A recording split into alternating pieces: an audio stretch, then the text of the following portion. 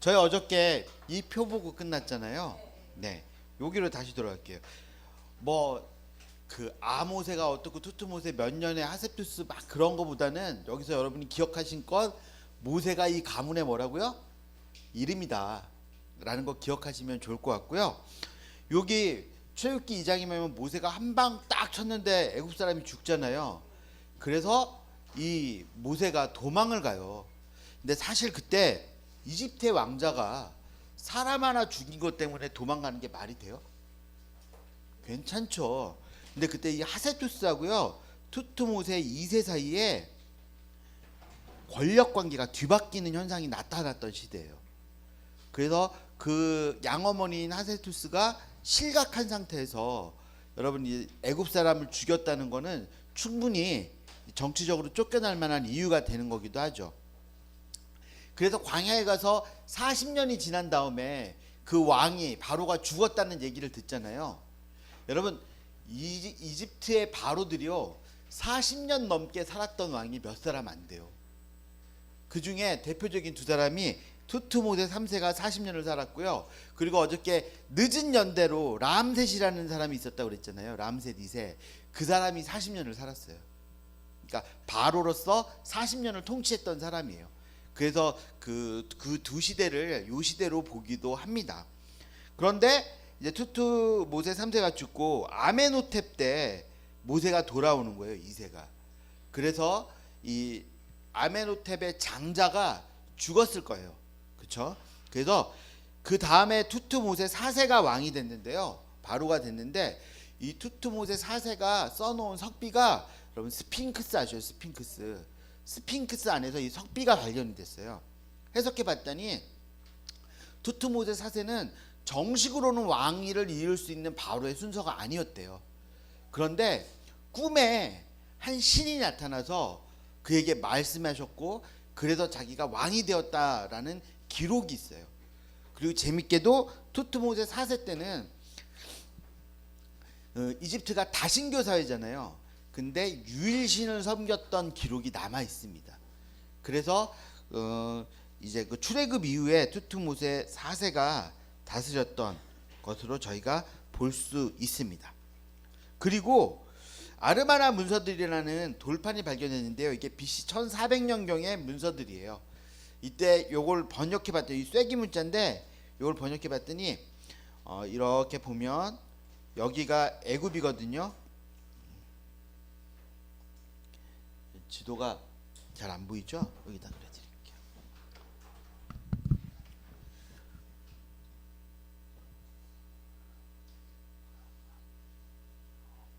여기가 애굽이고 여기가 팔레스타인 지역이잖아요. 가나안 지역인데 요 1400년경에 여기 살고 있었던 사람들이 애굽으로 편지를 보냈어요. 그 편지가 바로 이 아르마나 문서들입니다. 여기 보면 뭐라고 되어 있냐면요. 핫비루라고 하는 사람들이 지금 쳐들어와서 우리를 무너뜨리고 우리가 멸망하게 됐습니다. 그러니까 애굽 당신들이 와서 우리를 좀 도와주십시오 라고 하는 요청이 바로 이 편지들입니다. 그런데 이 편지를 받았음에도 애굽은 이 가나안 지역으로 출병하지 않았다라고 합니다. 그러니까 이제 이때는 애굽이 국력이 약해져 있었기 때문에 나가지 않았다라는 추정을 해볼 수 있고요. 이 핫비루라는 말이 여러분 우리가 알고 있는 히브리 사람들이 있잖아요. 히브리 말의 어원이 되기도 합니다. 그렇게 됐다면 BC 1446년에 출애굽했던 이스라엘 백성들이 40년이 지난 다음에 지금 여호수아 정복 정책을 벌이고 있었을 당시에 여기 있었던 사람들이 히브리 사람들이 우리를 공격하니까 우리를 도와주세요라고 애굽에게 요청하는 편지가 이 편지입니다. 그리고 또 하나는 메르네탑 석비라고 하는 석비가 있는데요.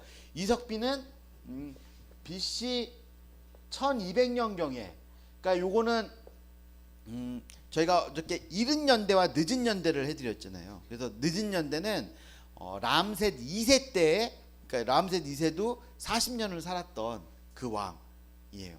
그러니까 람셋 2세 때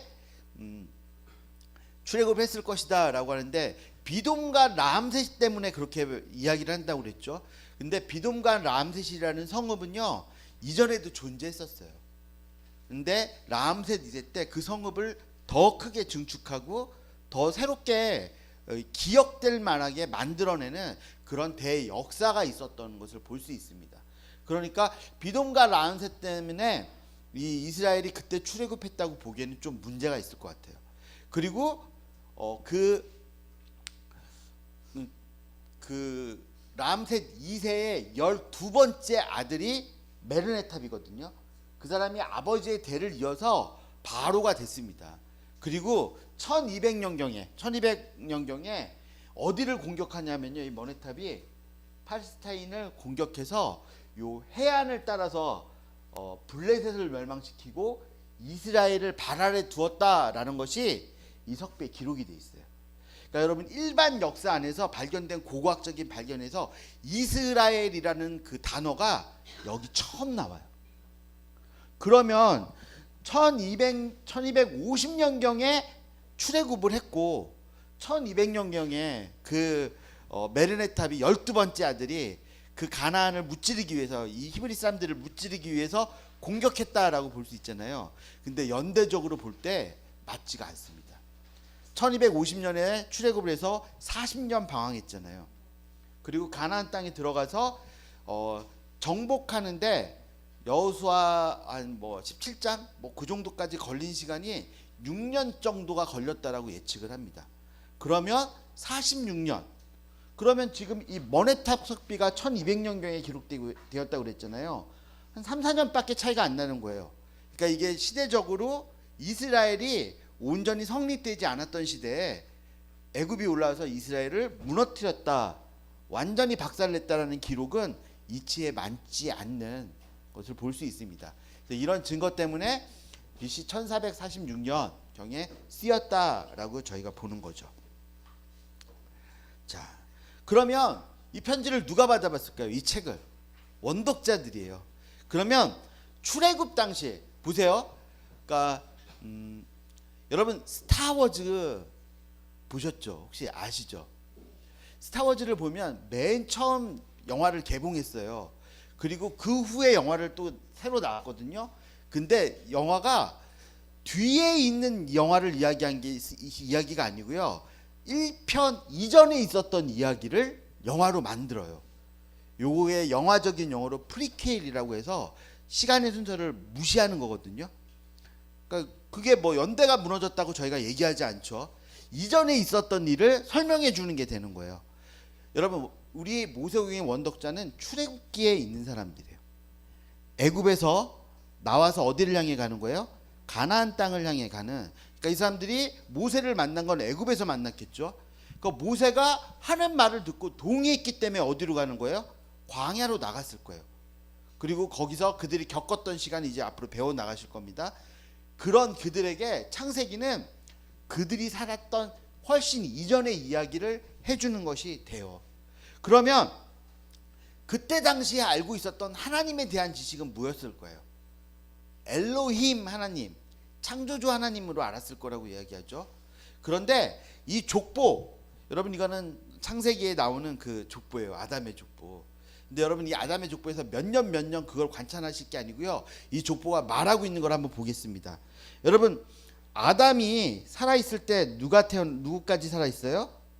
라멕이 살아 있어요. 그렇죠?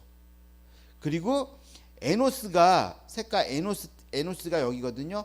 에노스가 죽기 전에 누가 있어요? 노아가 있어요. 그러면 라멕은 누구에게 하나님에 대해서 배웠을까요? 아담에게 대해서 배웠겠죠. 노아는 누구에게서 하나님을 배웠겠어요? 에노스에게 배웠겠죠. 그러니까 여러분 이때는 문자 사회가 아니었을 거기 때문에 하나님에 대해서 뭘 통해서 설명이 되는 거예요? 구전을 통해서 되는 거예요. 근데 안 죽고 살아 있어. 아담이 있어. 그러면은 궁금하면 누구한테 가서 물어보면 돼요? 아담이요. 여러분 에노스 때 비로소 여호와 이름을 불렀다라고 예배가 시작이 됐습니다. 그러면 에노스에게 가서 물어보면 그 고대에 있었던 모든 일들을 설명해 주시는 거예요. 하나님을 아는 지식이 클까요, 작을까요? 크죠. 증인들이 얘기해주고 경험한 걸 얘기해주는데, 그렇죠? 여러분 보세요. 노아가 살았을 당시에 누가 태어났냐면 아브라함이 태어나요. 그럼 아브라함은 누구에게 하나님에 대해서 배웠을까요? 그렇죠? 노아에게 그렇게 배울 수 있는. 그러면 여러분 이 시대 이전에 이 족보를 통해서 본다면 하나님을 아는 지식이 강한 거예요. 그런데 이 이후에 아브라함 이후에 야곱이 이제 가나안 땅을 떠나서 애굽 땅으로 들어가고 난 다음에 430년이 지났어요. 그러면 그때는요, 인간이 아무리 오래 살아도 뭐 한 80? 그때 당시에 평균 수명이 40이었다고 이야기합니다. 그러니까 여러분 그때 되면 하나님을 경험한 사람들이 다 죽었어요. 하나님을 아는 지식이 많아질까요? 작아질까요? 작아지겠죠. 더군다나 이 사람들의 갖고 있는 정체성은 뭐예요? 종이에요, 종. 제가 여러분들 이제 어느 집에서 밤에 할아버지가 아이들을 모아놓고 하나님이 천지를 창조하셨단다. 하나님이 우리에게 온 천하 만국을 다스리는 권세를 주셨고 막 창세기의 그런 전해들은 내용은 얘기를 하는 거예요. 애들이 막 감동받아. 하나님이 우리를 피조물을 다스리는 하나님의 그 영광스러운 존재를 지으셨군요. 아멘. 막 그러고 그랬는데 다음날 아침에 날이 밝으면 애굽에 살고 있는 나는 어디로 가야 될까요? 종지라로 가야 돼요. 종지. 예? 하나님이 저것들을 다스려라. 저것들을 바다에 두어라. 너는 정복해라라고 했는데 가서 뭐 만들어야 되는 줄 알아요? 이 신상이 있는 신전에서 청소하고 물 깃고 빨래하고 그래야 되는 거예요. 하나님이 우리를 언약을 주셨어. 하나님이 우리에게 아브라함에게 군대와 뭐 나라를 삼아 주시기 아멘 은혜 받았는데 여러분 우리가 그러고 있는데 저 뒤에 문이 열리면서 애국 꼬마가 하나 들어온다고 생각해봐요. 꼬마가 들어서 다 일어서 그럼 우리는 어떻게 해야 되죠? 우리가 이스라엘 사람이라면요? 일어서야 되는 거예요. 아는 것과 믿는 것이 같아요, 달라요? 달라진 상황이에요. 하나님을 대한 지식이 원독자 시대 때 줄어들어 있을 거라고요. 온전하지가 않아요. 그러면 당시의 세계에서 자연스럽게 상식적으로 갖게 되는 생각이 뭐냐면요, 이집트 신들에 대한 생각이에요. 이집트가 누리고 있는 그 부귀 영화와 놀라운 강성하면 결국 누구 때문이라는 거예요? 이집트가 섬기고 있는 신 때문이에요. 그러니까 고대 세계에서는요, 그가 섬기는 신이 그의 정체성을 결정해요. 그러니까 여러분 저 애굽이 잘 사는 이유는 신이 많으니까. 그 신들이 애굽을 축복해서 강대하고 부자가 되고 엄청 큰 나라가 되는 거예요. 우리가 종이잖아요, 종. 그러니까 핫비루라고 아까 말씀드렸는데 비천한 자들, 방랑자들, 떠돌이들이라는 뜻이에요. 종놈들이라는 뜻이죠. 그러면 우리가 종인 이유는 누구 때문에 그런 거예요? 우리가 섬기는 신 때문에 그런 거예요. 여러분 출애굽기에 보면 모세가 바로 앞에 나가서 우리의 하나님이 말씀하신다. 우리를 놓아서 우리가 광야에 나가서 우리의 하나님께 예배하게 하라 라고 했을 때 바로가 묻습니다. 당신의 하나님의 누구시냐? 너희 하나님이 누구냐라고 했을 때요, 그때 모세가 그렇게 말하면 안 되는 거였어요. 여러분 그때 당시의 세계관에서요, 그때 당시의 상식 안에서는 바로는 태양신이 사람의 껍데기를 입고 내려와 있는 게 바로라고요. 그 사람은 사람인데 뭐예요? 신이에요. 그러면 그 앞에서 태양을 만든 하나님이, 우주를 창조한 하나님이 우리를, 그런 바로가 그래? 그러면서 들었을지도 모르겠어요. 근데 그때 뭐라고 했는지 기억나세요? 히브리인의 하나님이 말씀하신다. 그 얘기를 듣는 순간 바로가 그 이야기를 들을 이유가 있는 거예요, 없는 거예요? 어디 종놈들 따위 신이 말하는 걸 우리가 들어? 여러분 하나님이 그렇게 소개되세요. 그런데 여호수아에서 히브리의 하나님을 들은 여리고 성 사람들의 마음이 어떻게 됐다고요? 녹았어요. 그 기생 라합이 이렇게 고백합니다. 너 히브리인의 하나님은 상천하지의 하나님이다. 그러니까 여러분 보세요. 하나님이 그러니까 하나님이 소개를 하는데 어떻게 했냐면 김상민의 하나님으로 소개를 하는 거예요. 제가 지금 뭐 국무총리나 뭐 어떤 고관 대작에 있는 사람들을 만나러 가서 상민이 하나님이 말씀하십니다. 그러면 그 사람들이 귀뜸이나 들을까요? 그게 누군데? 그러니까 하나님이 아니라 김상민이 누구냐에 지금 맞춰지는 거죠. 그런데 출애굽기, 민수기, 신명기, 여호수아에서는 어떻게 됐다고요? 상민이의 하나님이라는 얘기를 들으면서 간담이 녹았다. 그러니까 여러분, 하나님이 모세오경에서 시작하실 때 누구와 함께 시작해요? 비천한 자리에서 시작해 주시는 거예요. 그리고 하나님의 결론은 하나님의 영광스러운 이름이 우리와 함께함으로 360도 바뀌네. 그렇죠? 360도 바뀌면 안 되는구나. 180도 바뀌네. 그 하나님이 되시는 거예요. 여러분의 이름을 넣어서 한번 말씀해 보실래요? 누구의 하나님? 한번 해보세요. 세상이 두려움에 떨어요? 뭔데 그게? 어쩌면 코드도 칠지도 몰라요. 다시 한번 말씀해 보실까요? 시작. 상민이의 하나님. 하나님께서 그 이름을 하나님께서 바꾸시는 그 안에 그 책임은 누구에게 있냐면 하나님에게 있는 거죠. 자, 히브리인 이집트인들이 가진 지극히 상식적인 생각이요. 그 안에서 우리는 종들의 하나님, 종의 우리를 만드시는 종이야. 하나님 때문에 우리가 종 됐어. 아유 이놈의 팔자 그러고 있죠. 근데 창세기 1장에 보면 하나님이 빛을 창조하세요. 바다를 창조하시고 하늘에 나는 것, 땅에 기는 것. 여러분 그것들이 여러분 이집트에서는 다 뭐였는지 아십니까? 이집트 피라미드 들어가잖아요. 그럼 신들이 다 있어요. 날개 달린 거, 짐승, 땅에 기는 딱정벌레, 강, 하수, 궁창, 하늘이 모두 다 이집트에서는 뭐라고 해요? 애굽에서는 신이에요. 창세기 1장은요. 그 상식적인 생각, 하나님이 천지를 창조하셨어라는 거 우리는 와 하나님이 세상을 만드셨어지만 원독자들에겐 이것들이 다 거기서 뭐라고요? 신들이라고요. 그 이집트의 신들을 누가 만들었다고요? 하나님이 만드셨다라고 선포하는 거예요. 이거 진리의 선포입니다. 영적 전쟁이 거기서부터 시작되는 거예요. 하나님을 대적하여 높아진 것들 안에 참된 진리가 선포되는 거예요. 하나님이 창조하셨다. 그리고 하나님은 그것들을 어떻게 하라고요? 다스려라, 정복해라 그러잖아요. 그러니까 여러분 그걸 우리가 다스려라, 정복하라는 걸 역사적 배경을 모른다면 저 자연을 어떻게 해야 되는 거예요? 정복하고 우리 발 아래 두고 개척하는 대상으로 보는 거잖아요. 그러나 원독자들의 의미를 본다면 우상들, 하나님보다 높아진 것들을 어떻게 하라고요? 정복해서 끌어안고 발을 다스려라 라고 말씀하시는 거예요. 계속 좀 해서 가보도록 하겠습니다. 여러분 출애굽 당시 이스라엘이 여러분 가나안 땅을 정복하고 난 다음에 민수기 13장에서 저기는 아낙 자손들이 살고 네피림들의 후손이 산다. 근데 우리는 뭐라고요? 메뚜기다. 한 번도 싸워본 적이 없어요. 종이 뭐하러 싸워요? 종은 자유인들과 그 시대 안에서 특히 그 군인들은요 시민들이 군인이 되는 거예요. 시민들이 자기 책임을 지기 위해서. 종들은 싸울 필요가 없습니다. 시키는 것만 하면 됩니다.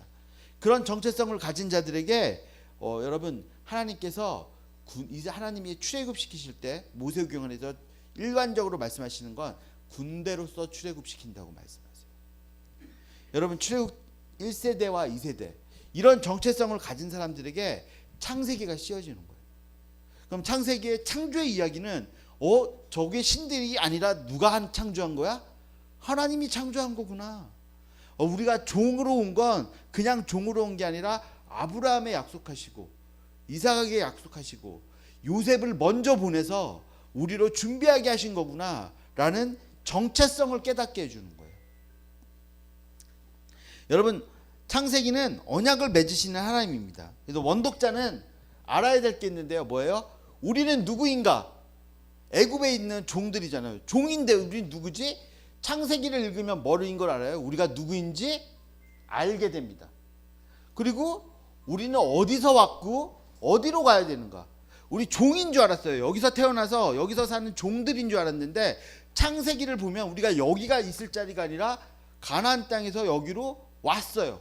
그리고 여기가 종착역이 아니라 여기서 어떻게 또 돼야 돼요? 출발해요. 돌아가야 되는 곳이에요. 그게 창세기가 원독자들에게 알려주는 겁니다. 어디로 가야 되는 거야? 가나안 땅으로 가죠. 그럼 가나안 땅이 왜 가나안 땅인데? 그러면 아브라함에게 약속하셨던 땅, 아브라함에게 보여줬던 땅, 그 땅에 대한 권리가 아브라함의 자손인 그들에게 있다는 거예요, 없다는 거예요? 있다라고 얘기해 주는 거예요. 그래서 언약을 생각나게 합니다. 그래서 모세에게 보면 너희 조상의 언약, 너희 아버지의 언약, 그 언약이 내 언약이 되고 나의 언약이 또 내 자손의 언약이 되는 언약을 이어가는 것들이 됩니다. 그 안에 하나님이 누구인지 알게 하는 것들, 이런 것들이 창세기가 쓰여진 이유가 되는 거죠. 그러니까 여러분, 창세기는요 본질적으로 움직이게 만들어요. 아브라함이 내 본토 친척 아베의 집을 떠났다는 것이 원독자들이 그 애굽 땅을 떠나는 이유와 근거가 되는 거죠. 그리고 그렇게 떠날 때 나 혼자 떠나는 게 아니라 하나님과 함께 하나님이 말씀하신 곳으로 가야 된다는 이야기가 되는 겁니다. 여기까지가 창세기에 쓰여진 이유가 되는 거예요. 여러분, 사실 애굽 땅이 좋았어요. 애굽 땅에서 종노릇하는 게 우리는 되게 어려울 거라고 생각하잖아요. 좋았어요. 기록에 의하면 기근이 오고 막 사는 게 힘들어지잖아요. 그럼 일반 백성들이 자기를 노예로 팝니다, 정부에. 그럼 먹고 사는 걸 누가 해결해 줘요? 정부가 해결해 주잖아요. 그래서 지금 최근의 연구에서는 피라미드가, 여러분, 그게 강제 노역으로 끌고 와가지고 막 노예들로 한 게 아니고요. 이제 농한기 때 또는 나라의 농사가 좀 안 되고 그래가지고 불경기가 오면 나라에서 국책 사업을 하는 거예요. 국책 사업. 그럼 거기 오면 여러분 강제 노동이 아니고요. 일주일에 하루를 쉴 수가 있었습니다. 여러분, 아프면 아픈 사람들이 병가를 낼 수가 있었어요. 그리고 그렇게 일을 하면 뭘 주는 줄 아세요? 고기와 마늘과 아주 특별한 음료를 제공해 줬어요. 여러분, 이게 모두 발굴이 됐어요. 그래서 사람들에게 일당을 준 그것과 휴가를 오늘 누가 아파서 못 나왔다, 그런 게 그 토판이 발굴이 돼서 다 해석이 돼 있습니다. 심지어는 그 이름들 가운데 히브리인의 이름이 기록되어 있기도 해요. 여러분, 괜찮았어요. 근데 문제 뭔지 아세요? 시키는 것만 하면. 종은 시키는 대로만 살면요 세상에 걱정 근심이 없는 거예요. 시키는 대로만 살면. 그런데 모세가 와서 출애굽하겠다고 애굽 보내달라고 그러잖아요. 그러니까 노역이 더해지는 거예요. 그러니까 고생이 심해지는 거예요. 그래서 이스라엘 백성들이 가나안 가나안 땅을 앞에 둔 광야에서 자꾸 어디가 생각나요? 야, 우리가 애굽에서 고기도 먹었는데, 야, 애굽에서 우리가, 여러분, 이제 역사의 기록에 의하면 애굽에서 제일 그 스페셜한 음료가 있었는데 그거 아직도 스페셜하거든요. 맥주요, 맥주. 예, 맥주를 대량으로 만들어서 일하는 사람들에게 맥주를 제공하고 또 단백질을 제공하는 그런 시스템이 있었다는 게 지금 증명이 됐어요. 여러분, 괜찮아요. 시키는 대로만 살면, 찍소리 안 하고 살면, 그냥 종은 그게 어때서. 차라리 여러분, 종은요 흉년이 들어도 근심이 없어요. 여러분, 나라가 다 알아서 해줄 건데. 그런 종들이 움직여야 돼요. 우리의 정체성이 하나님의 백성이구나, 하나님이 우리를 인도하셨구나, 나도 가야지, 야, 짐 싸. 그렇게 만드는 책이 뭐라고요? 창세기라고요. 창세기는요 꼬드기는 책이에요. 꼬드기는 책. 그래가지고 출애굽하는 거죠. 여러분, 이제 학교 시작하고 지금 이렇게 처음 이제 큰 책이잖아요. 사실 제 안에는 여러분을 꼬실 의무가 있는 거죠. 이 공부 좀 할만하겠구나, 재밌겠구나, 이게 통하고 있는지 모르겠습니다. 창세기의 구조를 볼게요. 창세기 구조 되게 간단해요. 1장부터 11장까지 네 사건, 창조, 타락, 그리고 구속, 회복이라는 게 창조 타락, 홍수, 바벨탑 사건으로 나타납니다. 그리고 요 네 사건은요, 원독자들이 지금 지금 애굽에서 종노릇하고 있잖아요. 그들이 하나님을 섬기고 있는데 그들의 생각 안에서 왜 세상이 이 모양일까? 왜 우리는 여기서 종노릇하고 있을까라는 생각을 한다면 누구 탓이에요? 이제 여기서 보면 모세가 얘기하기 전에 하나님 탓이지. 그렇죠? 왜 세상이 이 모양이지? 하나님의 창조가 잘못됐어. 하나님이 왜 선악과를 만들어가지고, 하나님이 왜 가인의 예배를 안 받아가지고, 하나님이 왜 이러셔서 이렇게 죄악이 관영한 세상을 되는 거야? 이 책임은 누구에게 있는 거야? 하나님에게 있는 거야 라는 생각을 갖고 있을 거 아니에요.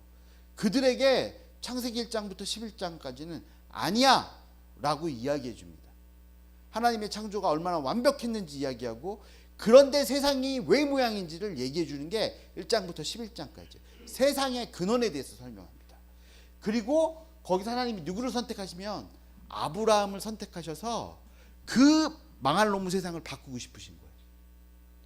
그래서 아브라함과 이삭과 야곱과 요셉에 이르는 네 인물이 이야기가 나타나요. 그래서 이스라엘이 시작이 됩니다. 세상의 시작, 이스라엘의 시작. 여러분 구조 다 외우신 거예요. 네 사건, 네 인물. 자, 간단하죠? 그리고 이제 족보라는 게 나오는데요. 창세기는 족보가 되게 많이 나옵니다. 족보가. 근데 이 족보가 여러분 이스라엘의 족보일 뿐만 아니라 여러분 천지의 내력, 그리고 아담의 계보, 에노스의 계보, 노아의 계보, 셈과 함과 야벳의 계보, 셈의 족보, 데라의 족보, 이스마엘의 족보, 이삭의 족보, 에소의 족보, 야곱의 족보로 쭉 이어져요. 근데 여기 족보에서 차이점이 있어요. 여러분 하나님께서 가인의 족보를 이야기하실 때 몇 년 살았더라, 몇 세에 죽었더라 계수하실까요, 안 하실까요?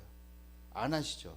근데 셋의 계보, 에노스의 계보를 하실 때는 몇 년 살았더라, 그리고 셈의 족보, 그리고 이삭의 족보, 야곱의 족보로 이어지는 족보에서는 몇 년 살았더라, 어떻게 살았더라가 계수가 되고, 그 나머지 족보에는 계수가 없어요. 근데 여러분 이 계수가 어디까지 이어지냐면요, 여러분 역대기까지 이어집니다. 족보를 보다 보면 그 족보 안에 나이가 나오는 족보들이 있고요, 그 족보는 이 족보와 연결되어지는 큰 흐름 가운데 있는 걸 볼 수 있습니다. 자, 그냥 이건 그냥 족보가 있다라고 해서 보셔서 역대기를 공부하실 때 아마 이걸 기억하게 되실 거예요. 자, 그러면 이제 본문 안으로 들어가도록 하겠습니다. 이제 한번 읽어볼까요? 시작. 태초에 하나님이 천지를 창조하시니라. 믿어지세요? 아멘. 자, 여기 제가 한 그림을 보여드릴게요. 어저께도 이 그림을 보여드렸는데, 저희가 읽는 법 보여드렸잖아요. 그것만큼이나 중요한 거예요.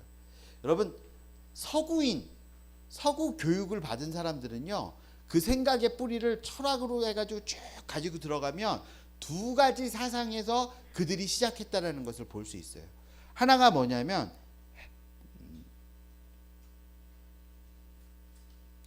헬레니즘. 그러니까 헬라 사람들의 사고예요. 헬라 사람들의 사고. 그리스 헬라 사람들의 사고. 그리고 또 하나는 헤브라이즘. 히브리 사람들의 사고입니다. 그러니까 여러분 헬라 철학이 여러분 굉장히 많고 다양하지만 그 뿌리에 들어가면 한 단어로 설명할 수 있어요. 그건 뭐냐면 어떻게, how라는 거예요. 그래서 여러분 이 헬라 사람들이요, 이 어떻게라는 질문, 그러니까 이 사람들의 사고체계 안에는 어떻게가 박혀 있는 거예요. 어떻게 지구가 창조됐어? 어떻게 이걸 여러분 질문을 던지고 답을 얻어낸 게 철학이에요. 철학. 그래서 철학 사조는 어떻게로부터 시작이 됩니다. 그런데 반대로 헤브라이즘은요, 어떻게가 아니라 왜라는 거예요. 왜. 여러분 우리는 21세기를 살고 있잖아요. 그럼 우리는 동양 사람이지만 우리가 배운 그 교육의 철학의 근간은 서구 철학의 근간에서 계몽주의 철학과 그리고 교육 그 개혁적인 교육 철학들로부터 시작된 걸 배웠어요. 그럼 여러분 우리의 질문 안에는 뭐가 있을까요? How? 어떻게? 라는 질문이에요. 그래서 여러분 사람들이 그 과학의 그 헬라 사람들이 어떻게라는 질문을 던져서 과학이 발전을 하고요. 어떻게라는 질문을 던져서 현대까지 오게 된 거예요. 어떻게? 그런데 성경은요. 어떻게라는 질문에 답하려고 쓴 성경이 아니고요. 왜라는 질문에 답하는 거예요. 여러분 그래서 창세기 1장을 보면서 어떻게 하나님이 말씀으로 천지를 창조하셨어? 어떻게 6일 만에 천지가 됐지? 어떻게 하면 답을 얻을 수 있을까요? 없을까요? 없습니다. 그런데 성경을 보면서 왜 하나님이 천지를 창조하셨을까라는 왜라는 질문을 던지고 나가잖아요. 그러면 답을 얻을 수가 있어요. 그러니까 어떻게 질문은 누가 납득이 돼야 되는 거예요? 내가 납득이 돼야 되는 거죠. 근데 왜라는 질문은 누구의 본래 마음을 알게 되는 걸까요? 하나님의 마음. 그러니까 여러분 우리가 성경을 공부하시면서 여러분 이제 시작하실 때 질문을 바꾸셔야 돼요. 어떻게 홍해가 갈라졌어? 어떻게 요단강이 갈라졌지? 어떻게 아이를 낳지 못했던 사례가 어떻게 아이를 낳을 수가 있어? 어떻게 예수님이 부활을 할 수 있어? 이게 아니고요. 왜? 그렇게 되면 그 왜라는 질문 끝에 누구를 만나시게 될 거냐면 하나님을 만나시게 될 거예요. 그래서 여러분 이 공부를 통해서 질문을 바꾸셔야 돼요. 어떻게가 아니라 왜? 그럼 하나님께서 천지를 창조하셨어 라는 거예요. 어떻게? 라는 질문을 던지잖아요. 여러분 뭐 창조 과학도 있고 되게 여러 가지 있죠. 여러분 답이 안 됩니다. 그러나 왜? 라는 질문을 던지면 답을 얻을 수 있죠. 사랑하셔서. 그 사랑의 시작은 어디일까요? 한번 보도록 하겠습니다. 태초에 라는 단어는 근원의 시작이라는 뜻이에요. 그러니까 어떤 타임의 한 타임, in the beginning, 그래서 빅뱅, 우주가 빵 터지는 한 역사적인 시점이 아니고요. 우리가 인지할 수 있는 시간 너머에서 시작되는 거예요. 그래서 창조는요 과학적이지 않습니다. 어떻게 세상이 창조되었는지 설명할 관심이 1도 없습니다. 여러분 그거 설명해도 알아들을까요? 못 알아들을까요? 원독자들이. 땅이 네모나다고 생각했던 사람들, 저 바다 끝에 수평선 넘어가면 낭떠러지가 있다고 생각했던 사람들, 하늘이 3층의 하늘로 변해 있어서 우리가 살고 있는 하늘 위에 장막이 덮여 있고 그 장막 밖에는 큰 빛이 있기 때문에 그 하늘에 그 까만 보자기 같은 장막에 구멍이 뻥뻥뻥 뚫린 게 밤에 보이는 게 별이라고 생각했던 사람들, 여신이 하늘을 이렇게 감싸고 있는 게 그 여신이라고 생각했던 사람들, 그런 사람들한테 자 우주가 어떻게 생겨났고 우주가 어떻게 창조되었고 그거 설명하면 이 사람들이 알아들어요? 못 알아들어요? 그들이 알아들을 수 있는 과학의 수준과 인식의 수준에서 설명하는 거예요. 그러니까 오늘날 우리가 갖고 있는 질문으로 설명 안 됩니다. 그런데 그들에게 할 때 뭐가 있었냐면 창세 전, 그러니까 근원에 무언가가 있었다는 거예요. 근데 그럼 그때 무슨 일이 있었는지 우리는 어떻게 알 수 있을까요? 모르죠. 근데 요한복음 17장에 예수님께서 아버지여 창세 전에 아버지와 내가 함께 가졌던 영화로서 지금도 이 사람들을 영화롭게 하십시오라는 기도를 하세요. 이게 단서예요. 그러니까 창조 전에 뭐가 있었다는 거예요? 아버지와 아들이 있었대요. 성부, 성자, 성령 하나님이 계신 거죠. 근데 이분들이 뭐 하고 있었을까요? 땅 따먹기? 아니요. 서로 영화롭게 했대요. 영화롭게 한다는 말을 그냥 아주 낮은 단계의 수준을 설명하면 칭찬했대요. 요한복에 보면 아버지와 아들이 함께 있었다라고 얘기하잖아요. 태초에 말씀이 계셨다. 말씀이 아버지와 함께 계셨으니 하나님과 그 말씀이 함께라는 건 프로드라고 해가지고요. 얼굴과 얼굴을 맞대고 있었다는 거예요. 그러니까 여러분 요한복음에 의하면 창세 이전에 하나님과 예수님이 서로 얼굴을 맞대보고 있는 거죠. 서로를 향해 있어요. 그러면서 먼저 하나님이 그랬을 것 같아요. 예수님한테 야, 너 잘생겼다. 예수님 기분이 나빠질까요? 아니 하나님 아버지 지금 뭐라고 하신 거예요? 잘생겼다니요? 그럴까요? 여러분 칭찬을 받으면 기분이 좋아져요. 그 기분이 좋아져서 그 기분을 어떻게 하는 거예요? 반대로 에이 아버지 닮아서 그래요. 그 얘기를 들으면 하나님의 기분이 어떠시겠어요? 또 좋으시겠죠. 여러분 아마 생각하는데 그 옆에 성령님도 함께 셋이서 그걸 막 하셨을 거예요.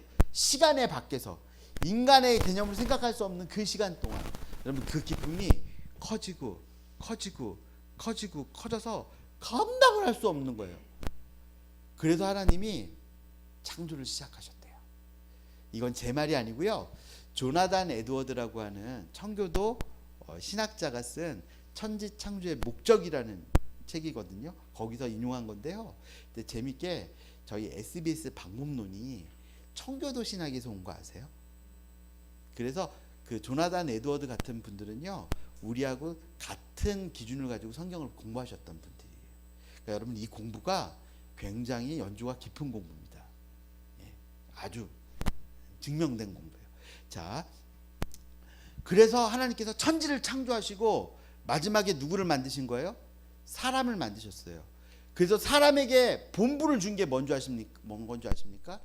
하나님을 영화롭게 하는 거. 그래서 여러분 교리 공부하시면 첫 번째 교리가 뭐예요? 하나님이 천지를 창조하셨다. 그 다음에 반드시 나오는 게 사람의 본분은 하나님을 영화롭게 하는 것이다 라는 거예요. 그거인 즉슨 하나님이 성부, 성자, 성령의 그 관계 안에 누구를 둔 거예요? 그 영화로움을 우리와 나누신 거예요.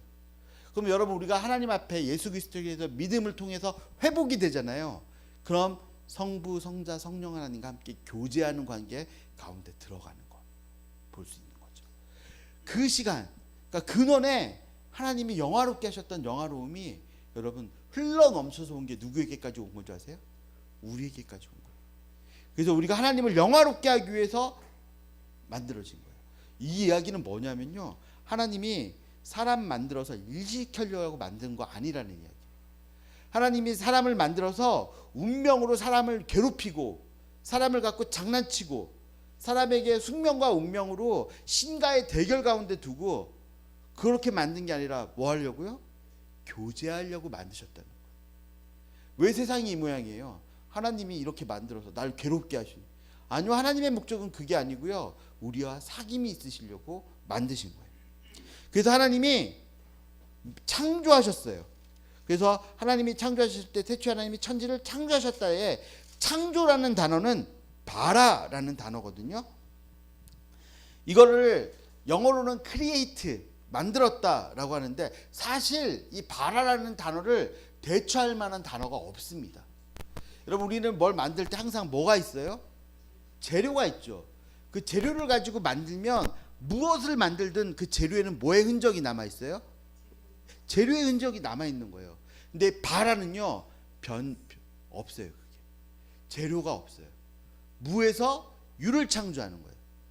뭘 만들었는데 만들어진 결과는요 원래의 재료가 갖고 있는 어떤 특징도 갖고 있지 않는 전혀 새로운 것으로 만들어지는 게 바라라는 거예요.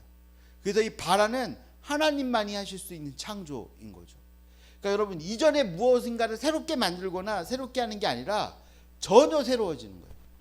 여러분 우리 바울 선생님이 보라 옛것은 지나갔으니 새 것이 되었다라는 거예요. 여러분 우리 하나님 안에서는 사람 고쳐서 쓴다는 말, 그런 말 없다고 사람들이 얘기하죠. 아니요, 하나님 안에서는 사람 고쳐져요. 새로워집니다. 그 사람이 옛날에 이런 사람이었기 때문에 이런 사람이 아니라요, 하나님의 창조를 경험한 사람, 하나님의 창조 안에 들어가는 사람은 완벽하게 변화된 사람으로 바뀔 수 있는 것이 바로 하나님의 창조예요. 그래서 여러분 우리가 하나님 앞에 드러난다는 것은요, 이 창조가 아직도 우리를 변화시킬 수 있다라고 말하는 거죠.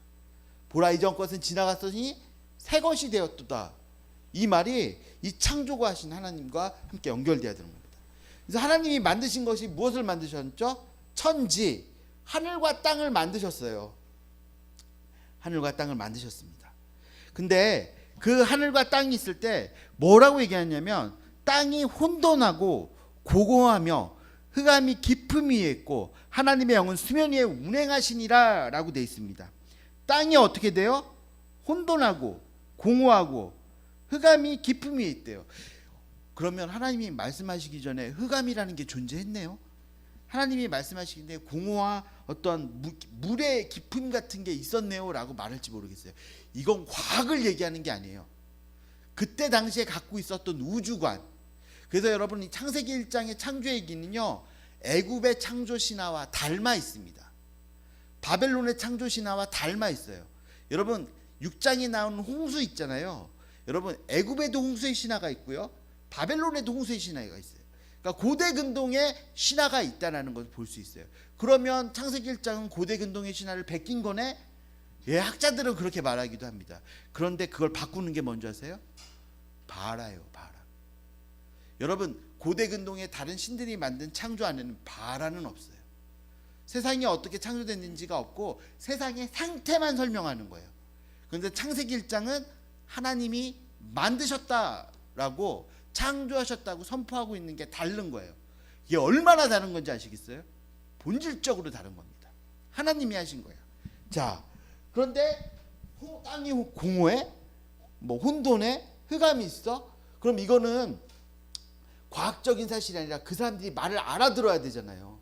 그래서 그 사람들이 갖고 있는 인식론 안에 이야기한 거야. 여러분 지금 저희 아이들이 지금 이제 많이 자랐는데 어렸을 때 있었던 일이에요. 여러분 애들이 집에서 길러보셨으면 알겠지만 먹고 쓰레기통에 넣어야 아무데나 던져요. 아무리 말을 해도 안 듣습니다.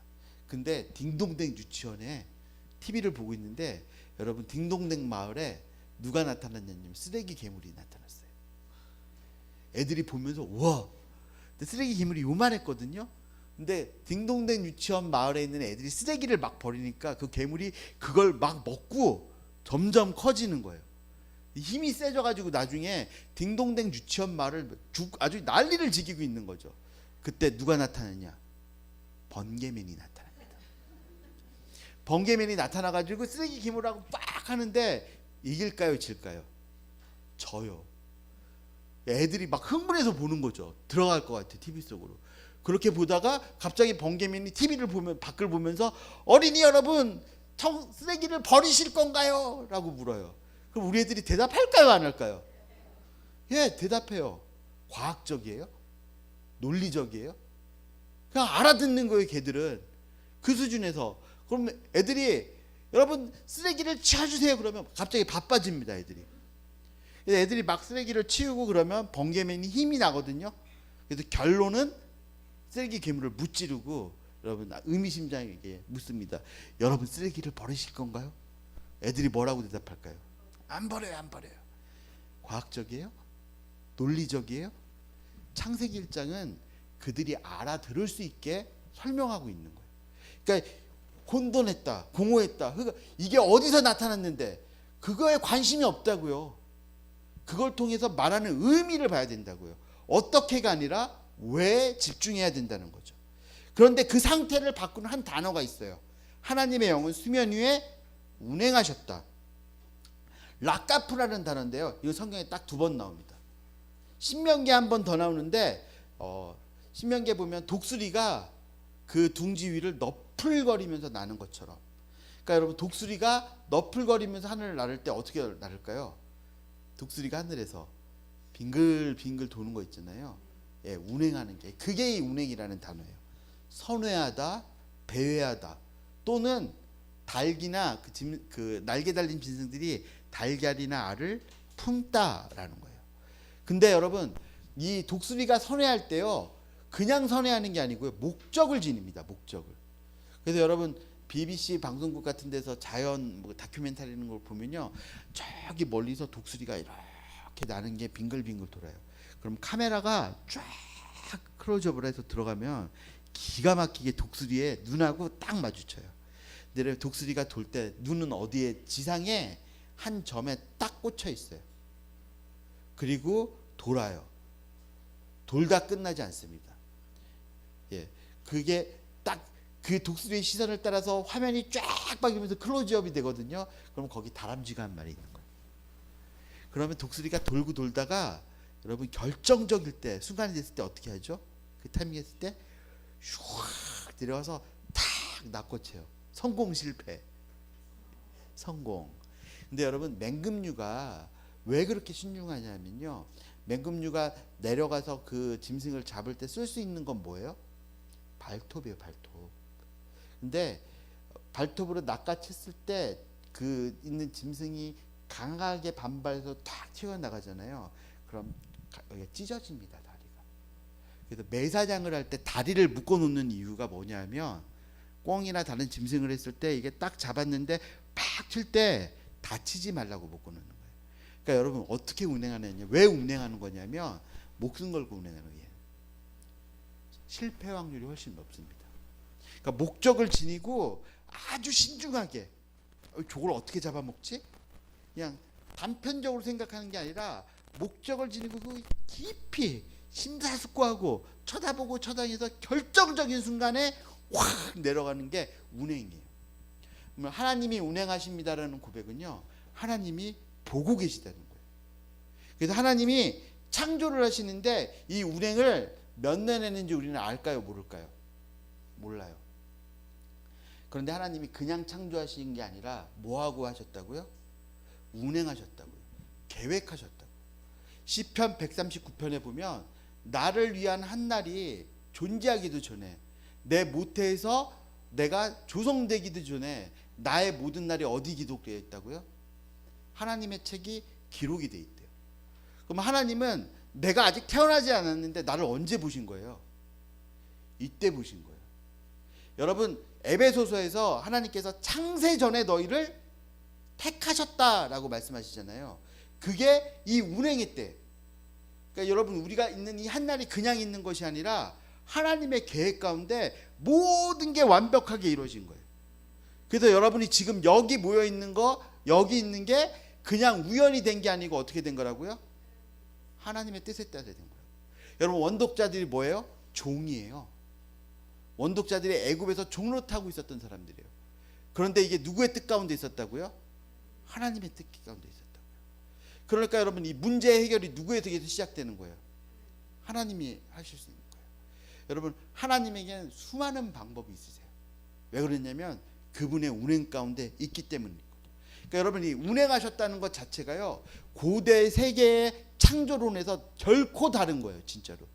여러분 신이 실수로 세상을 만들었어. 신이 사고 쳐서 세상을 만들었어. 신이 능력도 되지 않는데 자기를 뭐 과시하려고 그러다가 뭐 물이 엎질러져 가지고 뭐 흑암이 돼서 그렇게 만들어졌다는 게 이 세계예요. 그래서 누구의 눈치를 봐야 돼요? 그 사람들은 그 신의 눈치를 봐야 돼요. 그 신의 비위를 건드리면 그 신이 심판하는 거죠. 끝장나는 거죠. 근데 창세기 1장은요 그게 아니라고 얘기합니다. 하나님이 계획하시고 만드셨다. 하나님이 운행하셨다는 거예요. 근데 왜 이 세상은 이 모양일까? 그렇죠? 운행하심의 결과, 결론적으로 말하면요, 하나님이 이 운행한 다음에 3절에 보면 하나님이 뭐 하셨다고요? 이르시되 말씀하신 그 말씀으로 창조되었다고 그래요. 그러니까 하나님이 그냥 말씀하신 게 아니라 뭐하고 말씀하신 거예요? 운행하시고 말씀하셨어요.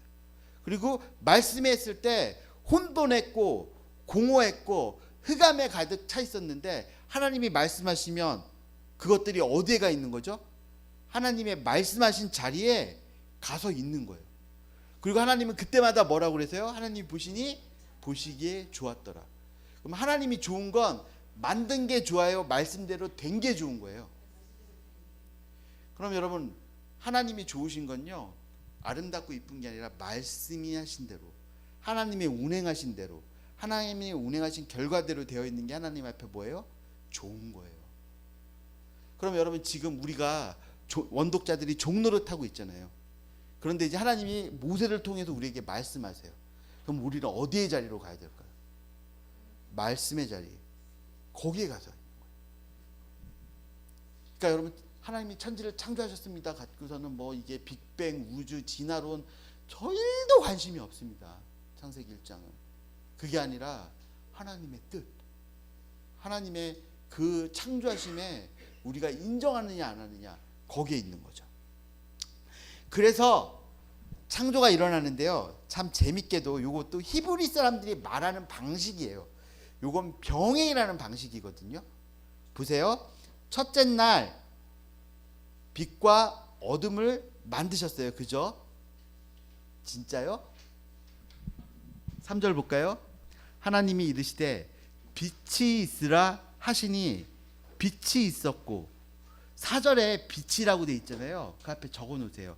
그 빛이, 이 원문 안에 그가 있습니다. 정관사가. 그 빛이 하나님 보시기에 좋았더라. 하나님이 빛과 어둠을 나누사 하나님이 빛을 낮이라 부르시고 어둠을 밤이라 부르시니라. 저녁이 되고 아침이 되니 이는 첫째 날이라. 여러분, 하나님이 어둠을 만드셨어요, 안 만드셨어요? 여기 하나님이 어둠이 있으라고 하셨어요, 안 하셨어요? 안 하셨어요. 하나님이 빛이 있으라고 하셨고요. 그 빛만 하나님이 뭐라고 그랬다고요? 보시기에 좋았대요. 그런데 어둠은 그냥 하나님이 빛을 낮이라 부르시고 어둠을 밤이라 부르셨다라고 얘기해요. 여러분, 이 빛은 어떤 빛일까요? 첫째, 태양은 넷째 날 만들어졌어요. 그러니까 우리가 보고 있는 이 빛이 아니죠. 여러분, 고대 사람들이 생각했을 때 참된 빛, 이 빛을 뛰어넘는 내면의 진짜 진리, 그 빛이 이야기되는 것이 여기 나타나는 것을 볼 수 있습니다. 그리고 어둠은 상대적으로 비강조가 되고 있어요, 지금. 왜요? 여러분, 둘째 날 창조하신 걸 보고 이걸 설명해 드릴게요. 둘째 날 물을 위로 아래로 나눠서 수면이 있었잖아요. 수면이 있었다라고. 그리고 가운데 궁창을 뒀습니다. 하나님이 이르시되 물 가운데 궁창이 있어 물과 물로 나뉘라 하시고 하나님의 궁창을 만드사 궁창 아래의 물과 궁창 위의 물로 나뉘게 하시니 그대로 되니라. 하나님의 궁창을 하늘이라 부르시니라. 저녁이 되고 아침이 되니 둘째 날이라. 둘째 날 좋았더라가 있을까요, 없을까요? 없어요. 그러니까 여러분, 저도 주일학교 교사도 하고 학생부에서 배웠는데 교재가 좀 잘못됐죠. 둘째 날은 좋았더라가 없습니다.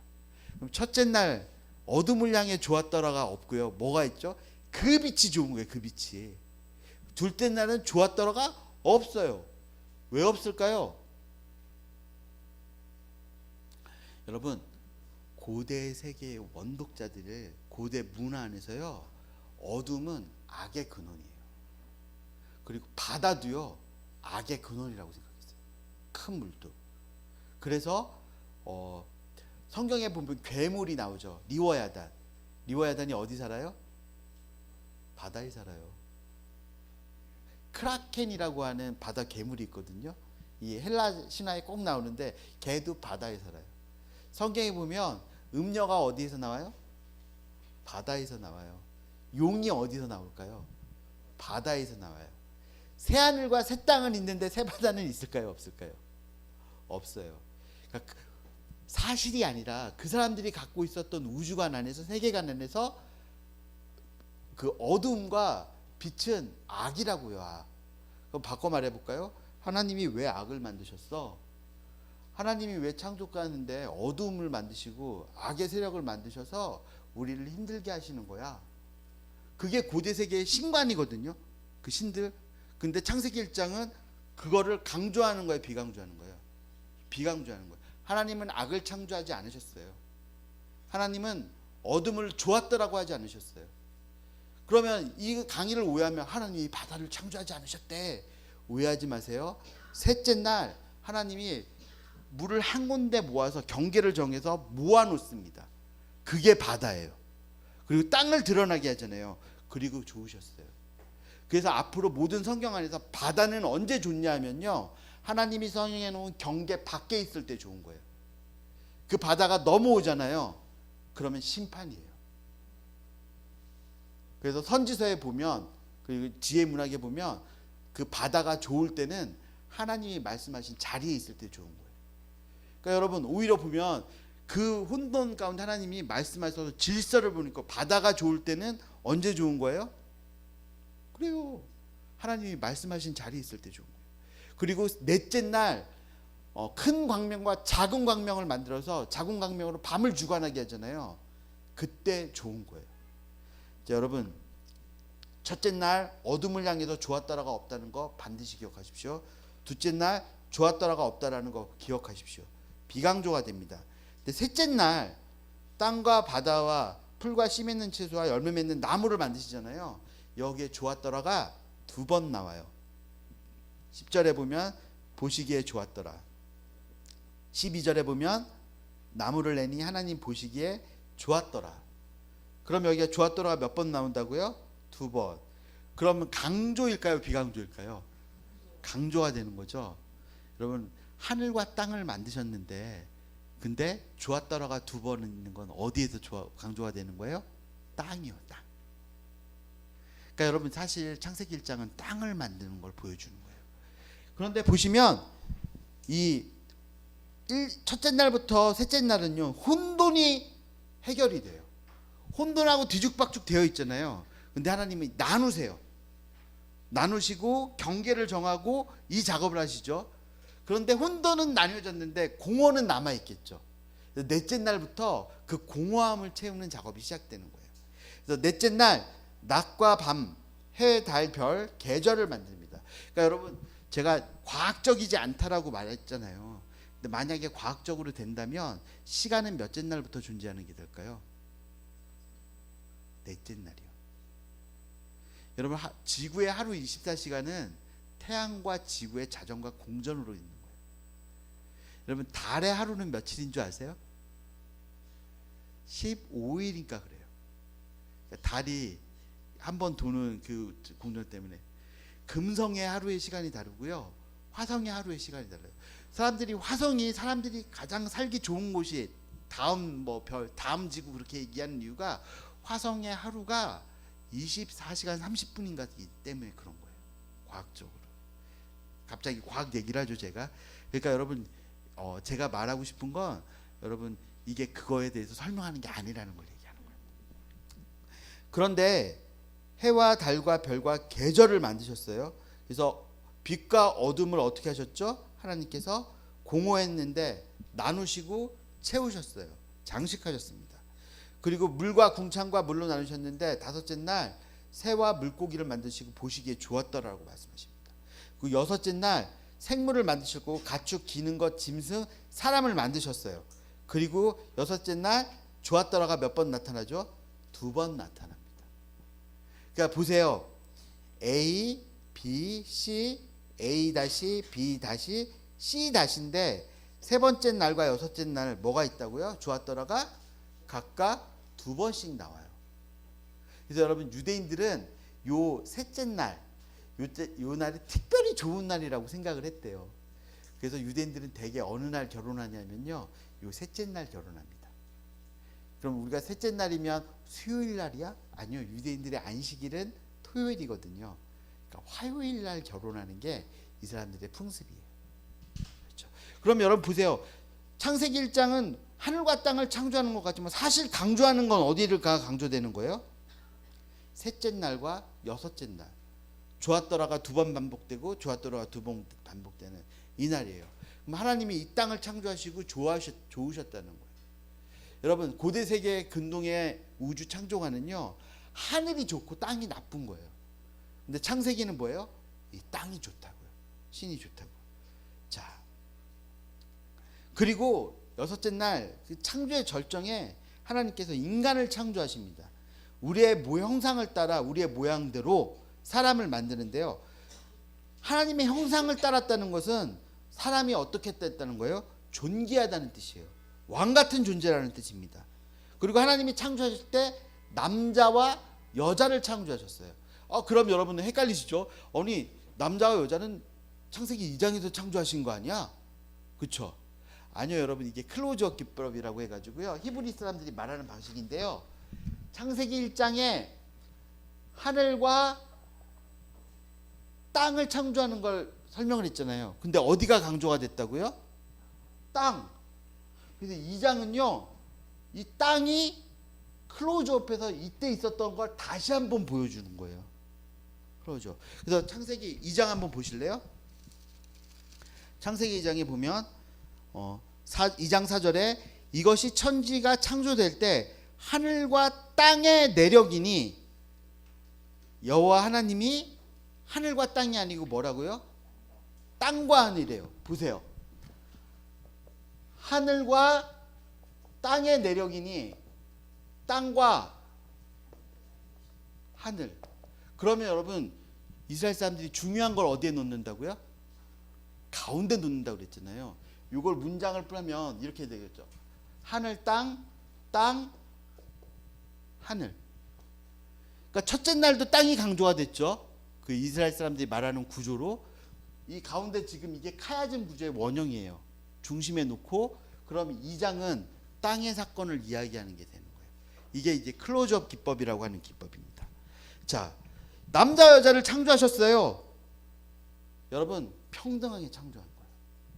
여러분 플라톤이 뭐라고 했는 줄 아세요? 하나님은 여자를 창조하지 않았어.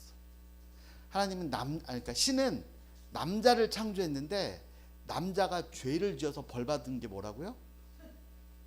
여자래요. 여러분 원래 이 땅엔 여자가 없었습니다. 그런데 신이 그 사람들을 그 공경에 빠뜨리기 위해서 누구를 보냈어요? 판도라라고 하는 여자를 만들어 가지고 그 여자를 보내서 판도라의 상자라는 얘기가 나오잖아요. 그러니까 고대 근동의 세계관에서 창조에서는요 인간론은 남자만이에요. 남자. 여자는 사람 취급받지 못했습니다. 그런데 창세기에서는 누가 사람과 사람을 만드시는데 남자와 여자를 만드셨다라고 하는 거예요.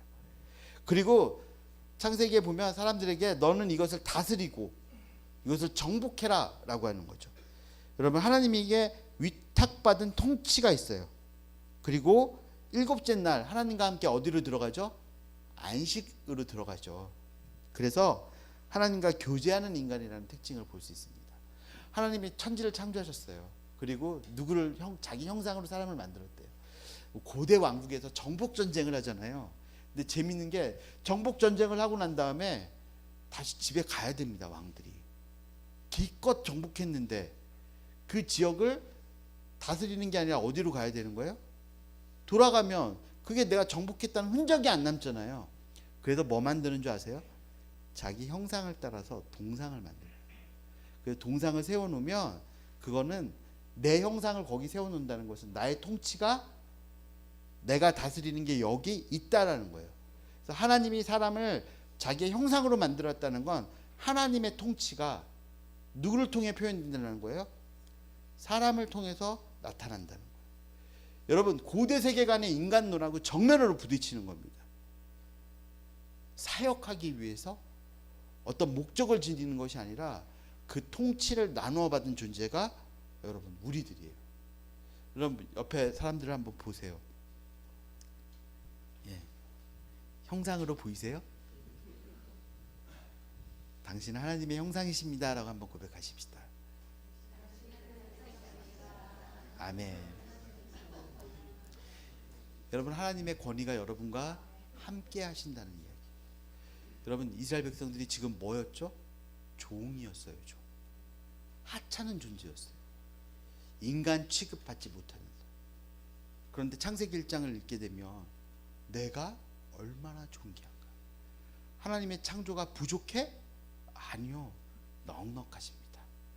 여러분 10분 쉬고 싶은데 8분만 쉬고 돌아오도록 하겠습니다.